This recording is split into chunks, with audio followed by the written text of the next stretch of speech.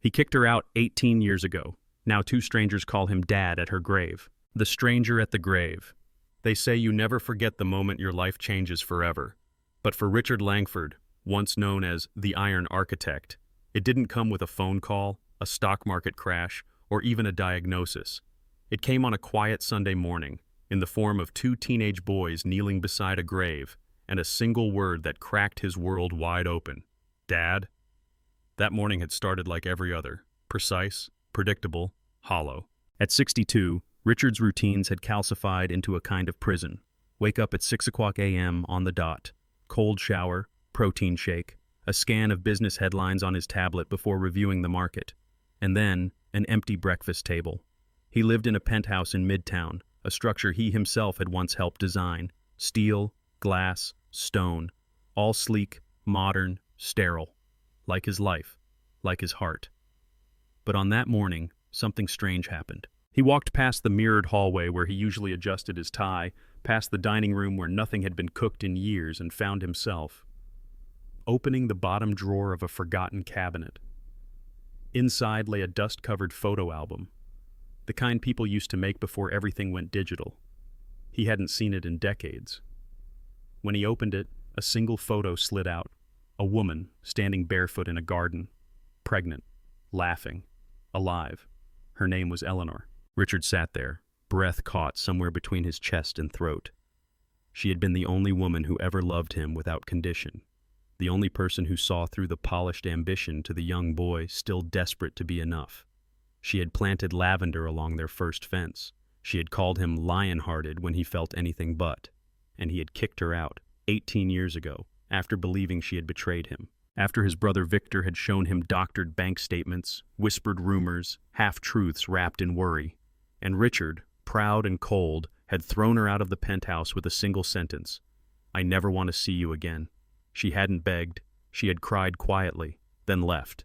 He never tried to find her, told himself he was doing the right thing, that she had destroyed something sacred.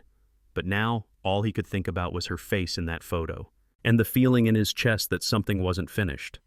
Without really knowing why, he found himself asking his driver to take him to Greenstone Cemetery, where his mother had been buried years ago. He hadn't visited in a long time, but some instinct, something deep and ancient, pulled him there.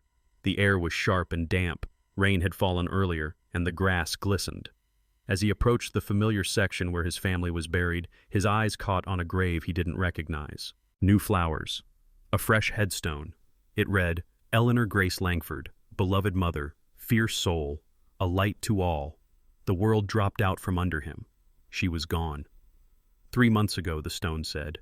She had died, quietly, while he was in boardrooms and private jets, living a life she had once been part of. Richard staggered back, stared at the name, the dates, the inscription, and then the sound of footsteps. 2 teenage boys stood beside the grave, one with a strong jaw and dark eyes that flared with anger, the other quieter, his expression soft but solemn. They knelt down, each placing a bouquet, silent, reverent, mourning. Richard meant to step away, to leave unnoticed, but the moment he moved, the blond boy looked up, their eyes locked, and then came the word. Dad? It wasn't a question, it was a statement. Richard froze. The darker-haired boy stood now, arms crossed, voice firm. You're Richard Langford, aren't you? He nodded, heart thundering. You're the man who left our mom, who never looked for her, or us. Richard's mouth opened, but no sound came out. The blond boy pulled an envelope from his coat. She wrote this before she died, told us to give it to you if we ever met. We weren't going to, but, well, here you are. He handed it over. You should read it. And then they turned and walked away, just like that, leaving him there, standing before a grave, holding the past in an envelope that trembled in his hands. He sat down on the nearby stone bench, his breath shallow, his hands numb. On the front of the envelope, in blue ink, were 5 words. To Richard, if he still exists. He opened it. Inside was a letter, handwritten, familiar. Richard, it began. If you're reading this, I'm gone. I used to wonder if you'd ever think of me. On your birthday, when it rained, when the world got too quiet. You probably hate me. Maybe you always did. But you need to know, I never betrayed you.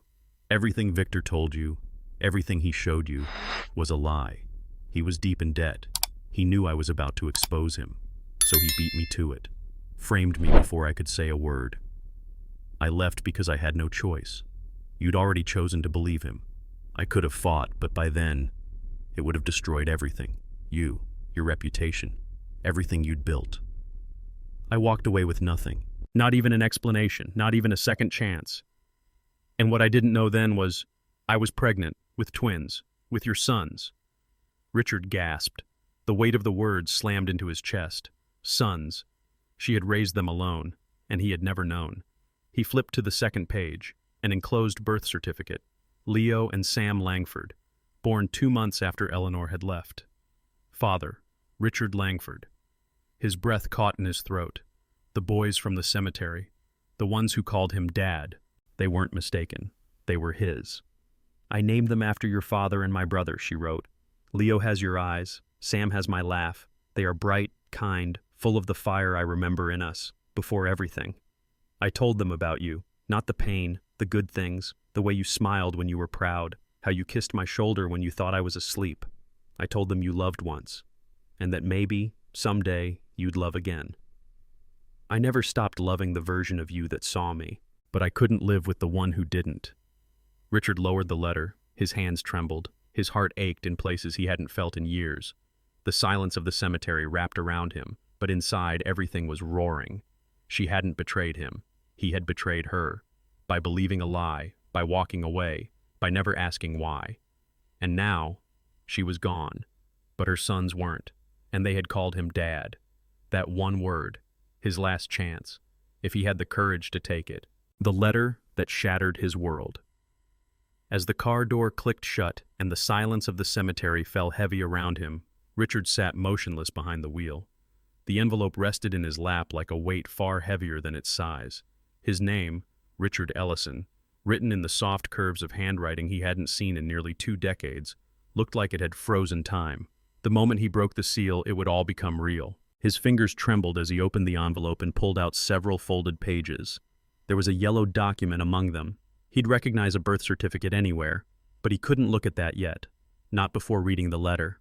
It began simply. Dear Richard, if you're reading this, then I'm gone. And that probably means the boys have found you. Yes, our boys. The word our slammed into him like a punch to the chest. There's so much I wish I could have said to your face, but life doesn't always give us the luxury of closure. What I need to tell you now is something I've carried alone for 18 years. I need you to know the truth, not the truth you were told, but the truth I lived. Richard's throat closed. He blinked hard, his heart pounding as he read on. I never betrayed you. I never cheated on you. The night you accused me, I didn't fight back because I saw in your eyes that you'd already made your choice. And if I had tried to explain, if I had begged, would you have believed me? I don't think so. He felt the air leave his lungs. 18 years ago, his brother Nathan had called him in the middle of the night, furious and urgent. He had shown him photos, text messages, alleged bank transfers. Nathan said he had evidence that Ella, his wife, was planning to leave Richard, take a large sum from their joint account, and run away with another man. And Richard had believed him. Without a word, he'd packed Ella's things into boxes, left them by the front gate, and changed the locks.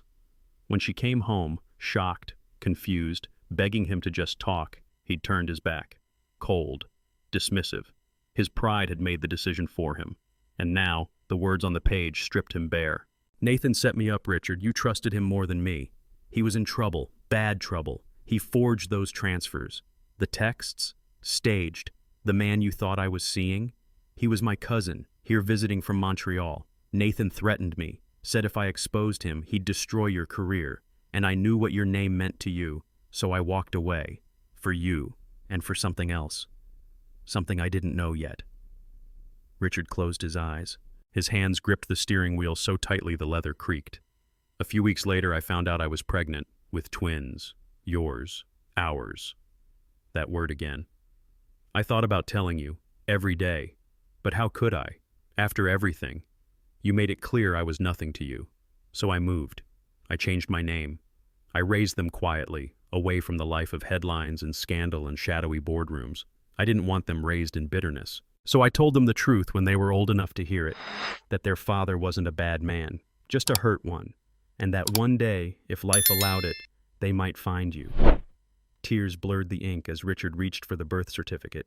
Two names jumped off the page: Caleb James Monroe and Eli Nathan Monroe. Father, Richard Thomas Ellison. He let out a broken sound, a mixture of disbelief, guilt, and heartbreak. They were his, all this time. How many birthdays had he missed? How many first steps, scraped knees, school concerts, sleepless nights? He hadn't just lost Ella.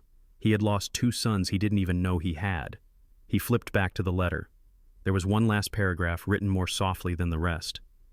If they found you, it means I finally gave them the letter I kept hidden all these years. I told them the full story just before I passed. What you do with this knowledge is up to you. I didn't raise them to hate. I raised them to think, to feel, to forgive. If they see something good in you, maybe that means you're still in there somewhere. Just remember what we used to say when we first got married. Truth doesn't shout, it waits. She signed it with her name. Not Ella Ellison, just Ella. Richard stared through the windshield, blinking at the tombstones scattered beyond the gravel road. His mind reeled. It was as if the last 18 years had been a dream, and only now was he waking up. He looked at the cemetery gates. The twins were gone, his sons. He didn't even know where to find them, or what he could possibly say. But somehow, deep in his bones, he knew this wasn't the end of the story. It was only the beginning. The letter and the sons. The moment Daniel stepped back into his car, the envelope still warm from his grip, something inside him shifted. He stared at it in silence, the handwriting on the front so achingly familiar that it made his vision blur. Olivia's penmanship, elegant, careful, precise. She used to leave notes on the fridge, in the kids' lunchboxes when they were little, and even scribbled messages on napkins when she'd pack him a snack before a long meeting. Those small gestures, he had forgotten them entirely. He never kept any of them. He had dismissed them as unnecessary at the time. Now, he would give anything to have even one. The cemetery's stillness was broken only by the occasional wind rustling through the trees. Daniel sat motionless in the driver's seat, heart pounding, fingers trembling as he peeled back the flap of the envelope. Inside was a single folded page, cream-colored stationery, slightly yellowed at the edges, and a second, smaller piece of paper that looked official. He unfolded the letter first. Daniel, it began, if you're reading this, it means I am gone. And it also means that Miles and Jonah finally found the courage to bring you back here, to where this all began, to where it ended for me. Daniel read the next lines in silence, eyes wide, heart in his throat. There are two truths you never gave me the chance to speak. The first is that I never cheated on you, not once. The rumors, the photos, the anonymous messages, all planted by someone close to us, someone you trusted more than you trusted me. I begged you to look at me. You wouldn't. You were so determined to protect your name, your legacy, you forgot to protect your wife. His hands began to shake violently. He leaned forward, resting his elbows on the steering wheel, the letter pressed to his forehead. The pain, the guilt, was clawing at his chest like a wild animal. The second truth, the letter continued, is one I carried for 18 years. I left pregnant. I didn't even know it until I was halfway out the door. You didn't let me speak. You had the staff pack my bags. You watched from the top of the stairs, cold and unmoving, and you said one thing as I walked out the door. Don't come back. Daniel squeezed his eyes shut. He remembered that moment. He had told himself it was strength, conviction. Now it felt like cruelty. I left that day with more than heartbreak. I left with two hearts beating inside me, twins, boys. I didn't tell you because I was afraid you wouldn't want them, afraid of what your anger might become. And then, I just never found the right moment. By the time I did, too much time had passed. Daniel flipped over the second paper. Birth certificates. Names: Jonah Elias Weston, Miles Carter Weston. Mother: Olivia Grace Weston. Father: left blank. He didn't realize he was sobbing until his tears blurred the ink. Jonah and Miles, the two boys at her grave, strangers, yet unmistakably familiar. He had noticed it before but refused to believe what his heart was screaming. The sharp chin that matched his own, the deep-set eyes, the serious way Jonah stood with his shoulders squared like he used to do before a major business presentation. And Miles, quiet, observant, kind eyes. Olivia's eyes. He reread the last paragraph of the letter, Olivia's final words to him. They are good boys, Daniel. They grew up knowing kindness, empathy, the value of work and community. I raised them to be better than what we became. If they found you, if you're reading this, it's because they want answers too. Maybe even something more. I can't ask you to make up for what was lost, but I do hope you'll try. That single sentence landed like a whisper in the wind, soft but unshakable. I hope you'll try. He folded the letter carefully, reverently, and placed it back in the envelope. Then he stared out at the cemetery once more, at the modest headstone marking the final resting place of the only woman who had ever truly known him. His Olivia. She had suffered in silence. She had raised their children without his name on paper or his support in life. And now, those children, his children, had found him. It was too late for Olivia, but maybe, just maybe, it wasn't too late for them. Daniel didn't return to his penthouse.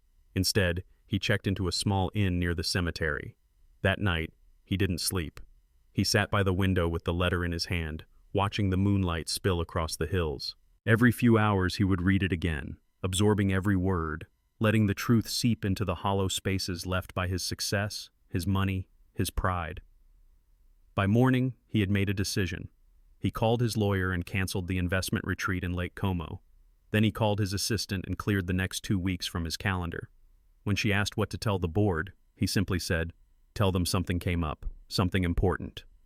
He didn't know where to begin. He didn't have a phone number for Jonah or Miles. He didn't even know where they lived, but he had one clue. At the very bottom of the envelope, just beneath the birth certificates, there was a short, handwritten note, not from Olivia, but from one of the boys, probably Miles, judging by the tidy handwriting.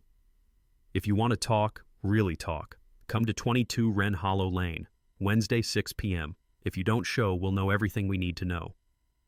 It was Monday morning. Daniel had 2 days. He didn't know if he deserved a second chance, but as he packed a small bag, dressed in jeans and a simple shirt for the first time in years, and walked out of the hotel without checking his phone once, he carried one thing that had eluded him for nearly 2 decades. Hope, the house she built without him. The house on Wren Hollow Lane wasn't what Daniel Ellison expected. He had imagined something quaint, modest, maybe even worn down. Instead, he found a home that felt alive. 2 stories wrapped in ivy, a front porch strung with soft golden lights, wind chimes whispering in the breeze. There were window boxes overflowing with wildflowers and a child's painted rock path leading from the gate to the porch. On the porch steps, an old yellow Labrador snoozed beside a pair of muddy sneakers. It was a house full of stories. Daniel didn't knock. He stood on the sidewalk across the street, hands buried in his coat pockets, heart thudding with a strange mix of anticipation and dread. The sun was beginning to set, casting a warm glow on the white clapboard siding, and for a long time, he just watched. He didn't know what he was looking for, only that he couldn't walk away. A voice startled him. "You looking for the Weston boys?" An elderly woman with silver hair tied in a colorful scarf stood beside a mailbox 2 houses down. Her voice was cautious but not unkind. Daniel hesitated. "Yes, I think so. I'm Daniel." I knew their mother. Her expression softened. "You're him, then?" "I guess I am." She walked closer, holding a canvas tote filled with gardening gloves and seed packets. "Name's Ruth. Olivia was my neighbor for 17 years, best one I ever had. We used to garden together before my knees gave out. She taught me how to grow sunflowers tall enough to touch the gutters." Daniel smiled faintly. "She always did like sunflowers." Ruth looked at him carefully. "She told me about you. Not much, but enough. Said you were complicated, and that she loved you once like the world was ending." Daniel looked down at his shoes. "She built a good life here," Ruth continued. "Not easy.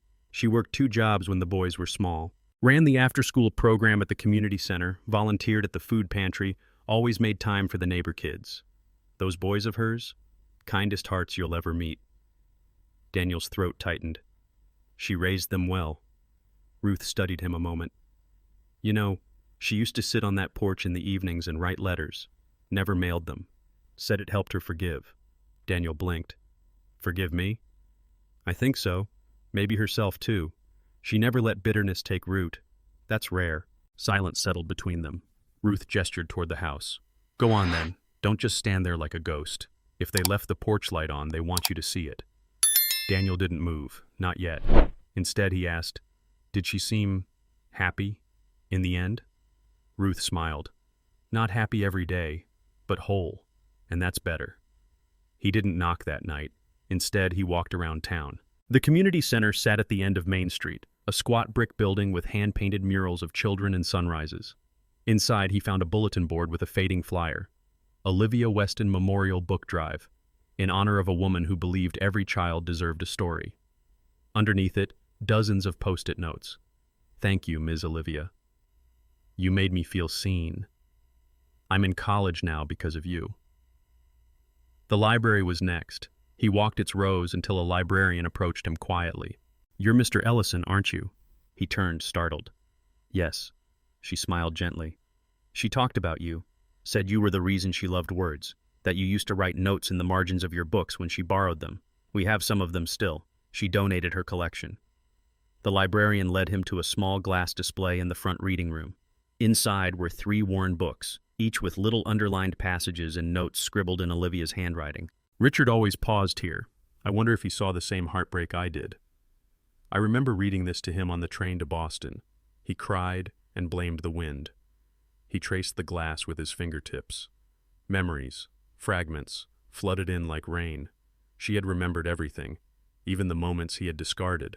At the town diner, the waitress brought him coffee without asking. You must be Olivia's Daniel, he nodded.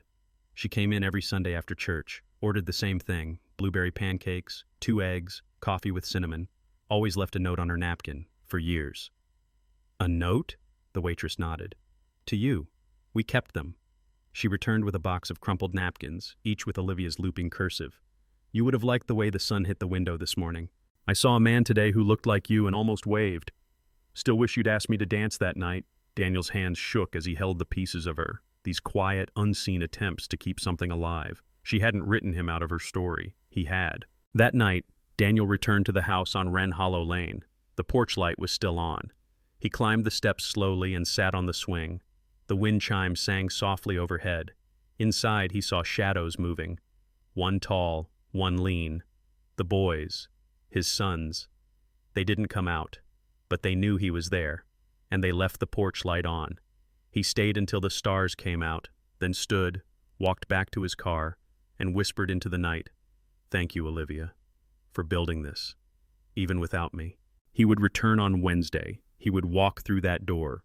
But tonight, he had seen the house she built, and for the first time in years he felt the stirrings of a man who once believed in love, the kind that doesn't shout, the kind that waits. Wednesday at the door. The hands on Daniel's watch ticked past 5:47 p.m. He stood once again in front of the house on Wren Hollow Lane. The porch lights were already on, an unspoken invitation, or perhaps just a continuation of grace. He stared at the front door, its frame weathered, the paint slightly chipped, and wondered if this would be the hardest threshold he'd ever cross. In all his years navigating boardrooms, negotiating with billionaires, signing off on architectural marvels, nothing had prepared him for this moment. Not for the creak of old porch wood beneath his feet, not for the silence that waited on the other side. It was 5:59 p.m. He knocked. Footsteps approached. The door opened. Jonah. The older twin by mere minutes, but his presence felt twice that. Broad-shouldered, intense eyes, protective stance. He didn't say anything. Just looked at Daniel like someone might regard a storm rolling toward their home, uncertain, wary. Hi, Daniel said quietly. Thank you. For the note. Jonah stepped aside. Come in. Daniel walked in slowly, taking in the house from the inside for the first time. The walls were filled with photographs. Olivia and the boys at various ages, birthdays, camping trips, soccer games, a life he hadn't seen, a family he hadn't known existed. Then Miles appeared from the kitchen holding a mug. Want some tea? Daniel nodded, overwhelmed by the simplicity of the offer. They sat around the dining table. The same one, Daniel suspected, Olivia had chosen, not for elegance, but for utility. Every scratch and dent told a story. Jonah remained standing, arms crossed. Miles, seated, looked from his twin to Daniel, then back again. You came, he said. I wasn't sure I should, Daniel admitted. You shouldn't have had to, Jonah said coldly. Miles told me to give you a chance, he added, but I'm still deciding. Daniel didn't argue. I understand. He reached into his coat pocket and pulled out the letter, Olivia's letter. He placed it on the table. I've read it a dozen times. I didn't know the truth. I didn't know you existed, and that's on me. Silence stretched between them. What do you want from us? Jonah asked finally. Daniel looked down at his hands, then up at both of them. I don't know, he said honestly. I'm not here to fix the past. I can't. But if there's any part of you that wants to know me or wants me to know you, I'd be grateful for the chance. Jonah didn't speak, but Miles did. You missed a lot. Daniel nodded, eyes burning. I know. The first time I fell off my bike, she carried me 3 blocks to urgent care, Miles said. She had just gotten off a double shift. Didn't even change out of her work shoes. Jonah added, she worked 2 jobs for 10 years. We never had much, but we always had enough. That was her doing, not yours. I know, Daniel repeated. I failed her. I failed you. Why are you really here? Jonah pressed. Guilt? Yes, Daniel said.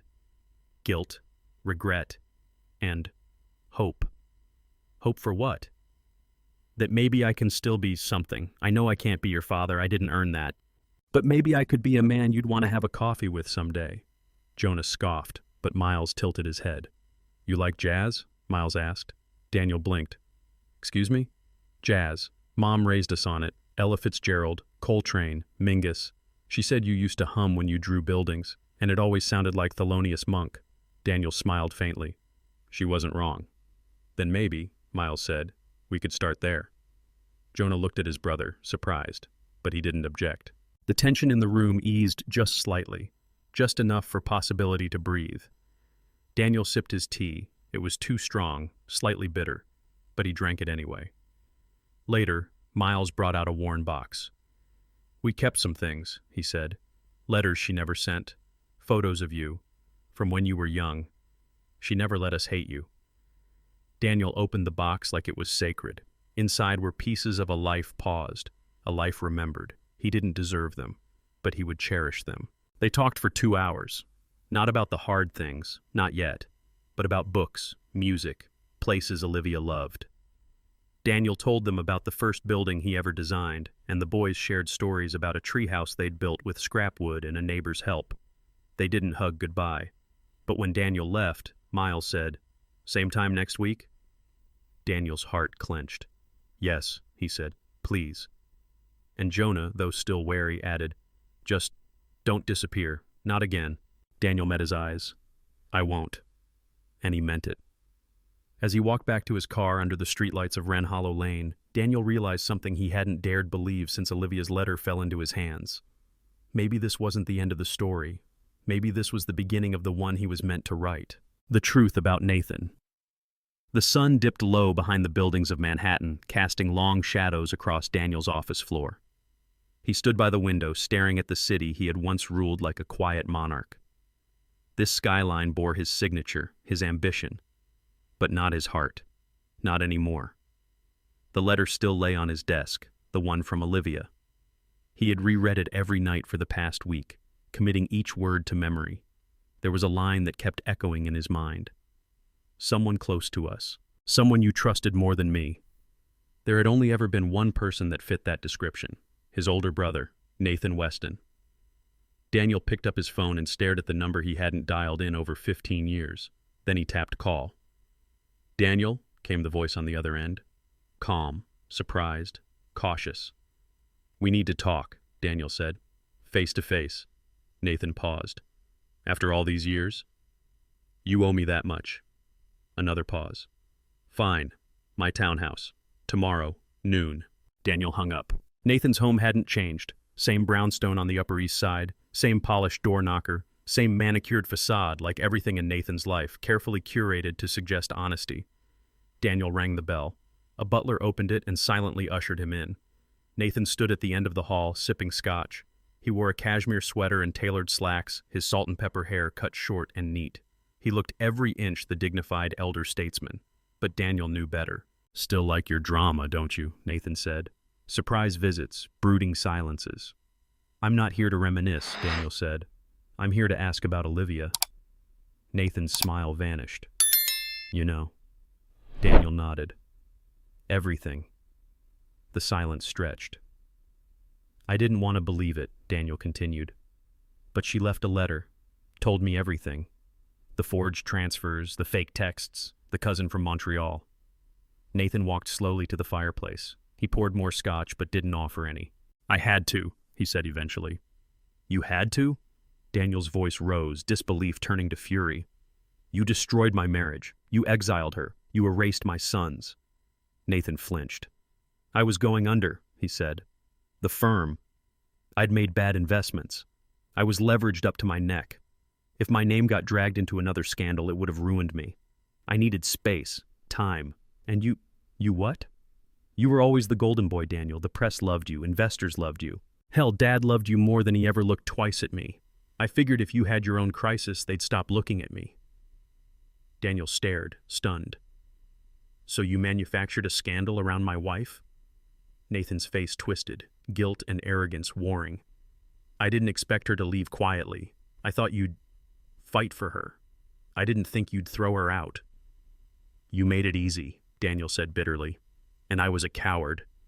He moved closer now, the fire casting an orange glow between them. She was pregnant, with twins, my sons.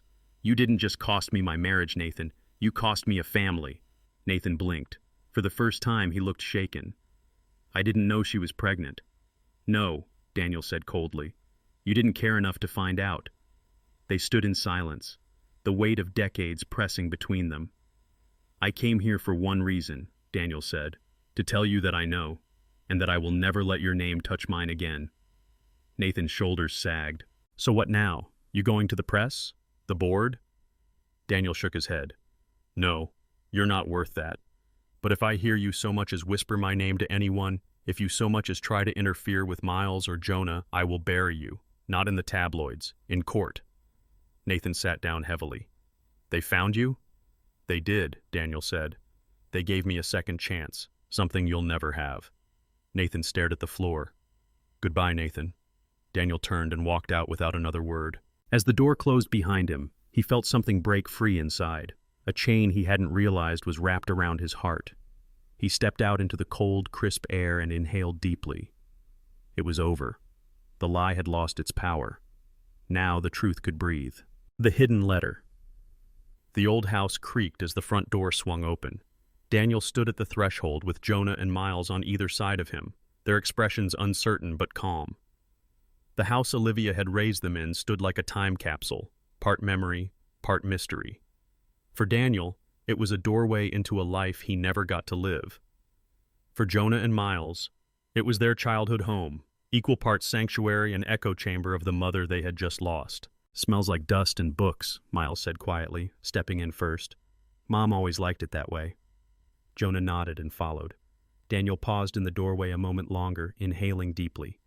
Lavender, the faintest trace of Olivia. The inside of the house was humble, tidy, but full. Not crowded, curated. Books lined every wall, plants draped lazily from hanging pots. Family photos in mismatched frames covered the mantel and side tables. Everything looked loved. They started in the living room. The couch cushions were flattened on one side, the spot Olivia must have sat every night. Daniel sat in her place and looked around, imagining what her evenings were like. A cup of tea, a book, the soft sound of her boys upstairs. Let's start with the kitchen, Jonah said. We're donating what we don't keep. They moved together, room by room. In the kitchen, they packed up mugs, mixing bowls, an absurd number of tea tins. Daniel opened a drawer and paused. A cracked ceramic spoon rest, pale blue, hand-painted. He picked it up, his hand trembling. She made that at a pottery class, Miles said. Said it was the ugliest thing she'd ever loved. Daniel smiled, blinking fast. In the boys' old bedrooms, he helped them sort through books and clothes. Jonah found a box of school projects. One by one, they pulled out macaroni mosaics, finger paintings, bent science fair boards. She kept everything, Miles laughed, holding up a papier-mâché volcano. She was proud of us, Jonah murmured, even when we didn't deserve it.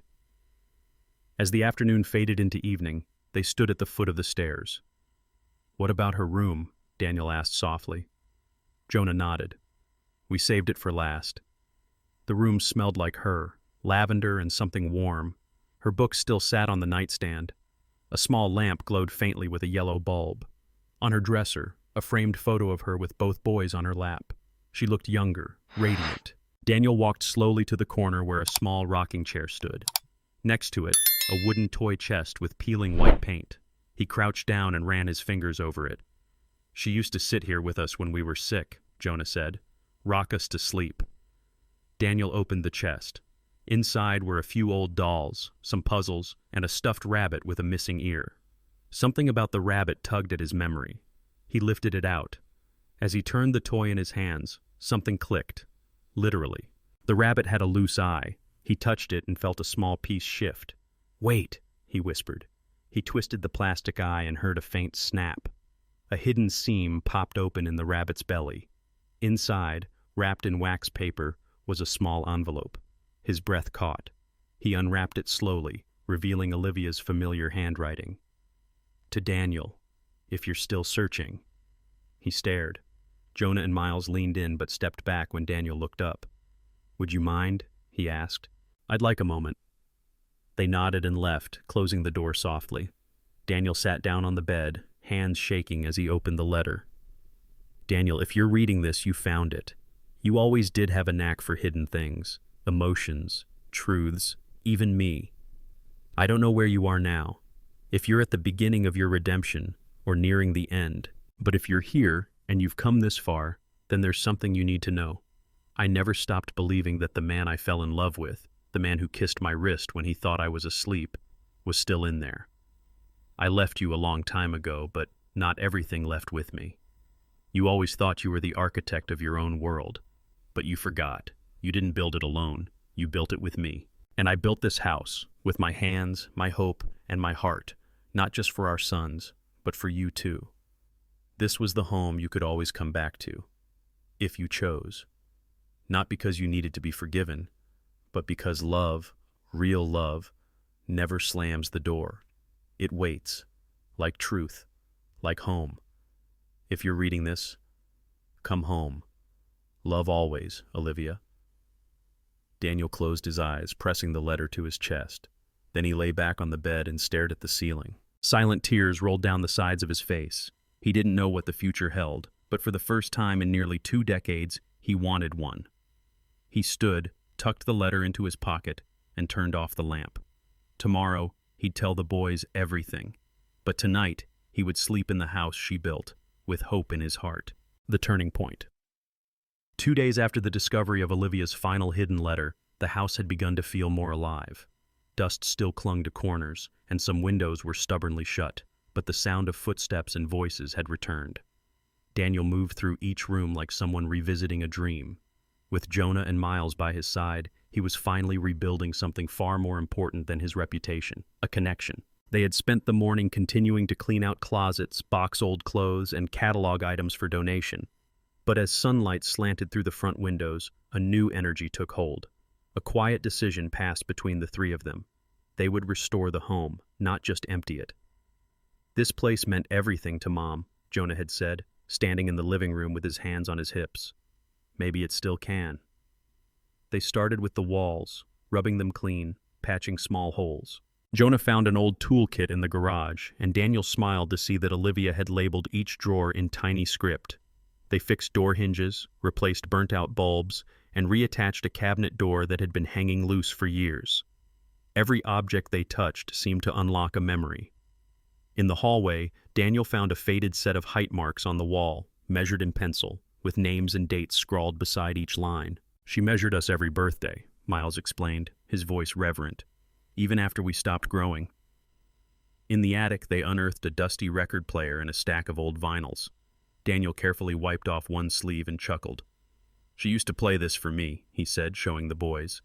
"We'd slow dance in the living room before any of you were born." "Did she ever talk about that?" he asked suddenly, looking between his sons. "She did," Jonah replied, "but only in pieces. Mostly when she thought we weren't listening." They spent the afternoon cleaning the upstairs bathroom, where Olivia had once taped up stars on the ceiling so the boys could pretend they were camping. Daniel found himself scrubbing tile grout beside Miles, who worked in quiet efficiency. I used to sit on this counter when she helped me brush my teeth, Miles said, tapping the edge. She made everything feel like a story. Downstairs, they opened old kitchen drawers full of half-burned candles, faded recipe cards, and a chipped timer shaped like a pear. Daniel picked up a small wooden spoon, worn smooth from years of use. She used to stir soup with this while singing Sinatra, he said, smiling. By evening, the house glowed from within. Jonah lit candles along the hallway, and Miles found a box of holiday lights and strung them along the mantel. The air was heavy with emotion, but also with peace. Later that night, after the boys had gone upstairs to rest, Daniel remained in the living room. He sat in Olivia's old rocking chair, a blanket over his knees, watching the fire crackle. He held her last letter in his hands, creased now from so many readings. He leaned back, letting the quiet settle. Then he noticed something he hadn't before. A small wooden box tucked behind the bookshelf. He pulled it out. It was a toy chest, painted with faded animals. Inside were some of the same treasures from earlier. A few wooden blocks, a music box, a crayon drawing of 3 stick figures labeled Me, Mommy, and Mystery Dad. At the bottom was a book, The Little Prince. Olivia had once read it aloud to him when they were first married. He opened it slowly, and there, hidden within the hollowed-out pages, was one last envelope. The handwriting was unmistakable. To Daniel, for later. His breath caught. He opened it with trembling fingers. Daniel, if you're reading this, then maybe, just maybe, you've made it through the hardest part. You always told me the future felt like a blueprint you hadn't drawn yet. Well, here's the thing. You don't have to build it alone. If the boys let you in, don't waste time making up for what's lost. Just show up for what's here. They don't need a hero. They need a man who knows how to say, I was wrong, but I'm here now. And you are here. That's everything. I hope this house becomes more than just a place to remember me. I hope it becomes a place where you start again. With laughter, with questions, with messes and mended fences. Let it be noisy. Let it be full. Let it be yours. And when you miss me, because I know you will, just look for the lavender. I'll always be there. Love, Olivia. Daniel pressed the letter to his chest, eyes brimming. Then he folded it, placed it gently back inside the book, and tucked it on the shelf. He didn't know what would come next, but he knew what he had to do. Tomorrow he'd ask Jonah and Miles what they needed from him. Tonight he would sleep in the home Olivia built, with her voice in his heart and the future finally within reach. A place called Tomorrow. The next morning, sunlight poured through the cracked blinds of Olivia's old home. Dust swirled gently in the beams of light, and for the first time in years, it felt like the house was breathing again. In the kitchen, the smell of freshly brewed coffee filled the air. Daniel stood by the stove, watching the kettle boil, still trying to shake the lingering emotions from the letter he had discovered in the toy chest the night before. He hadn't slept much. Instead, he had sat in the hallway until nearly dawn, holding the last letter Olivia had written, the one that didn't dwell in the past but dared to hope for the future. She had written about forgiveness, about letting go of old ghosts, and even included a quiet suggestion that maybe, just maybe, love wasn't finished with him yet. Not love as he once knew it, but the kind that came with time, healing, and family rebuilt from fractured pieces. Down the hall he heard the thud of footsteps. Jonah. Morning, the boy mumbled, eyes still heavy with sleep. Daniel nodded. You hungry? Jonah shrugged, then sat at the table without a word. A moment later, Miles emerged too, yawning, his hair a tousled mess. They made breakfast in silence. Daniel cooked, the boys cleared plates. But there was something different in the air, an ease that hadn't been there before. It wasn't quite comfort, but it was progress. After breakfast, Daniel looked around the house and said, What do you boys think about giving this place a little life again? It started with the living room. They moved the heavy armchair Olivia used to sit in, revealing forgotten photo albums beneath. They opened one and sat on the floor, flipping through pages. Each photo felt like a time capsule. That's Mom pregnant, Miles whispered, pointing to a photo. That might have been when she was carrying us. Daniel nodded, running his finger along the edge of the photo. She looks peaceful. She was, Jonah said. At least that's how she wanted us to remember her. They cleaned for hours. In the attic, they found boxes labeled Spring Fair and Library Projects.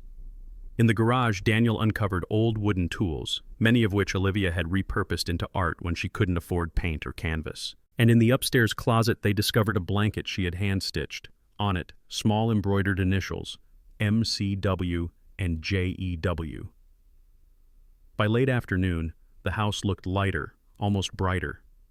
As the boys sat on the front porch drinking lemonade, Daniel returned to the toy chest. There was one drawer he hadn't dared open the night before. Now, hands steady, he slid it open. Inside was a faded map, a children's treasure map drawn with colored pencils. But in the corner was a tiny note. X doesn't mark gold, it marks growth. Look under the porch. Daniel raised an eyebrow and, after getting a flashlight, crawled beneath the porch. Near the foundation, tucked into a small tin box, he found another envelope. This one was newer. On the front, in bold penmanship, was written, "To Daniel, for after the dust settles." He opened it slowly. "If you found this, it means you stayed, that you chose the hard road, the one that leads forward, not back. I didn't know if you would. I never counted on anything, but I always hoped. You see, Daniel, our story was never about perfection. It was about love, and how love sometimes gets lost under fear, pride, and silence. But I believe in beginnings, real ones. Not the kind you chase with money or power, but the kind that start with a breath and a willingness to try again. So here's what I ask. Build something. Not for me, for them, for yourself. Build a new story out of the ashes of the old one. Teach them what I couldn't. Show them that mistakes are only the end if you let them be. And if someday when the world is quiet you look around and see something beautiful, know that I saw it first. In you." The letter ended there. Daniel pressed it to his chest. For the first time in decades, he cried, not out of regret, but out of release. Olivia had given him the gift of closure, and more importantly, the permission to begin again. That evening, as the sun dipped low, Daniel sat on the front steps with Jonah and Miles. "I'd like to fix up this house," he said. "Make it a home again. Not just for your memories, but maybe for your futures, too." Jonah looked at him, skepticism softened by surprise. "You'd stay?" "If you'll let me." Miles nodded slowly. "Maybe you could teach us some of the things you know, business, architecture, all that." Daniel smiled. "Only if you teach me about the things I missed, like how to laugh without a reason, or how to make pancakes that don't taste like cardboard." Jonah snorted. "That's Miles's specialty." They laughed, a small, genuine sound that fluttered in the twilight air. And for a moment, in that house once filled with heartbreak, there was something else now. Healing. Weeks turned to months. Daniel renovated Olivia's garden. He restored the porch swing. The neighbors began waving again. Word spread. Some were skeptical, others quietly hopeful. But for Jonah and Miles, the man they once only knew as a shadow became something real, someone who showed up, who listened, who stayed. And for Daniel, the journey wasn't about erasing the past. It was about honoring it, and writing a future with two boys who once called him a stranger, until they found a reason to call him Dad.